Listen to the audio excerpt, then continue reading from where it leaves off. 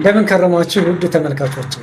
በዛሬው ዕለት ይዤላችሁ የቀረብኩት የመወያያ ርዕስ የሄፓታይተስ ቢ ወይም የወፍ በሽታ አይነት ቢ ክትባት የሚለውን ይሆናል። እንግዲህ ባለፈው ስለ ሄፓታይተስ ቢ ወይም የወፍ በሽታ አይነት ቢ ቪዲዮ ሰርቼ ነበርና እዛ ቲክቶክም ላይ ዩቲዩብም ላይ ክትባቱ አይገኝም የሚሉ ኮመንቶች ደርሰውናል። ስለዚህ ይሄ ክትባቱ የትኛውም ቦታ ሆስፒታል ላይ ታገኙታላችሁ፣ ኢቭን ጤና ጣቢያዎች ላይ ሊገኙ ይችላሉ። ስለዚህ ይሄ ክትባቱ ምንድን ነው፣ እንዴት ነው የሚሰጠው የሚለውን ነገር ከሚሰጡት ክትባት ክፍል ጋር ከሚሰሩ ባለሙያዎች ጋር በመነጋገር በቀላሉ ማግኘት የምትችሉ መሆኑን ዛሬ እናወራለን ማለት ነው። በመጀመሪያ ደረጃ ይሄ ሄፓታይተስ ቢ ክትባቱ በጣም ኢፌክቲቭ የሆነ ክትባት ነው። ስለዚህ የወፍ በሽታ አይነት ቢን በመከላከል እንግዲህ ደብሊውኤችኦም በጣም ጥሩ የሆነ ክትባት እንደሆነ ነው ያስቀምጠው።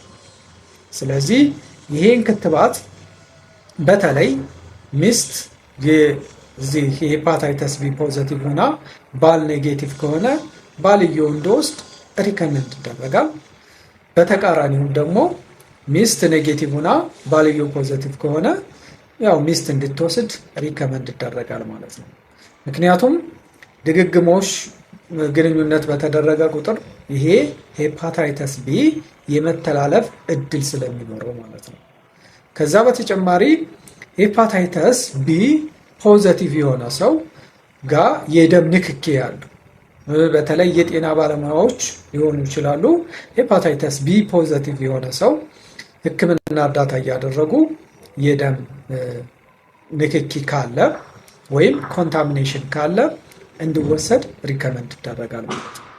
ስለዚህ ይሄ በሚሆንበት ሰዓት ክትባቱ በጣም ውጤታማ ነው የሚሆነው ለመከላከል ማለት ነው። ከዛ በተጨማሪ እንግዲህ አንድ ህፃን ልጅ እናቱ የሄፓታይተስ ቢ ወይም የወፍ በሽታ አይነት ቢ ፖዚቲቭ ከሆነች ልጁ በሚወለድበት ሰዓት እንደተወለደ በ24 ሰዓት ውስጥ ጀምሮ ክትባቱን መውሰድ ይኖርበታል ማለት ነው። ከዛ በተጨማሪ ይህን ለየት የሚያደርገው ኢሚዩኖግሎቢንም ከተገኘ እሱን በዚሁ በ24 ሰዓት ውስጥ ቢቻል በ12 ሰዓት ውስጥ እንዲወስድ ሪከመንድ ይደረጋል ማለት ነው። ስለዚህ ይሄ ክትባት ለሁሉም ሰዎች ምንም የጎንዮሽ ጉዳት የለውም። ለህፃናትም፣ ለወጣትም፣ ለአዋቂዎችም፣ ለምታጠባ እናትም ለእርጉዝ እናትም መሰጠት የሚችል ክትባት ነው። እስካሁን ድረስ ምንም አይነት የጎንዮሽ ጉዳት የለውም ማለት ነው።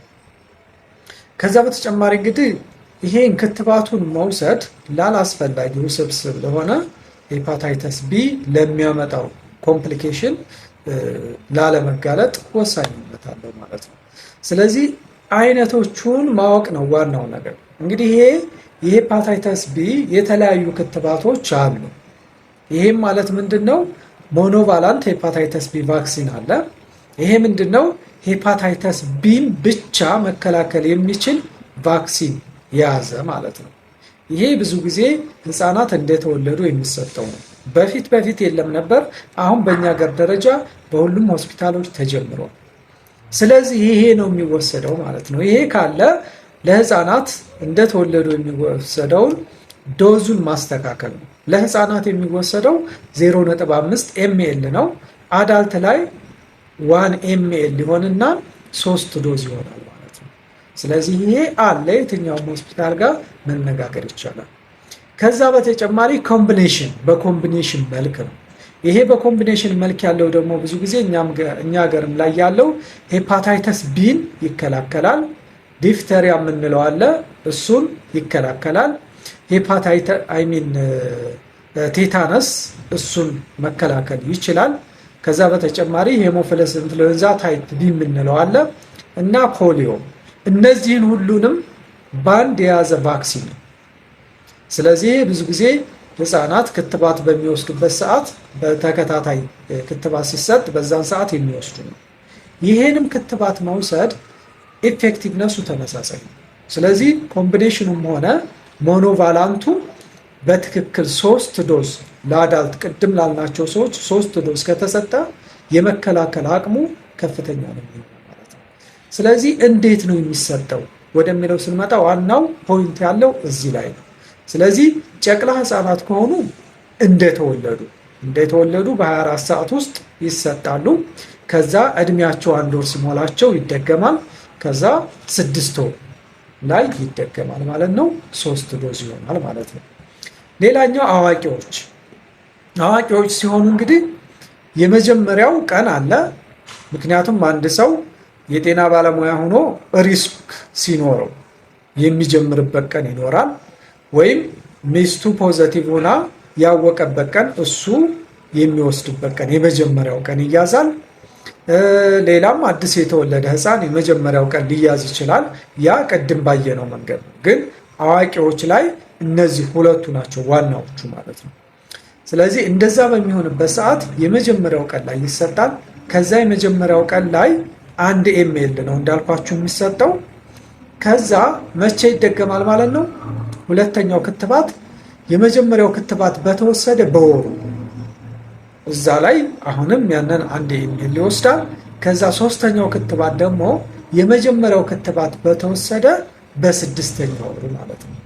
ስለዚህ ይሄን በትክክል በዚህ ስኬጁል መልክ ኮምቢኔሽኑም ይሁን ይሄኛው ደግሞ ኮምባይንድ ያልሆነው ሁለቱም ኢፌክቲቭነሳቸው ተመሳሳይ ነው፣ WHO ያስቀመጠው ማለት ነው። ስለዚህ ይሄን በዚህ ስኬጁል መንገድ በመከተል በቀላሉ የወፍ በሽታ አይነት ቢን መከላከል እንችላለን። ስላዳመጣችሁን እጅግ አድርጌ አመሰግናለሁ።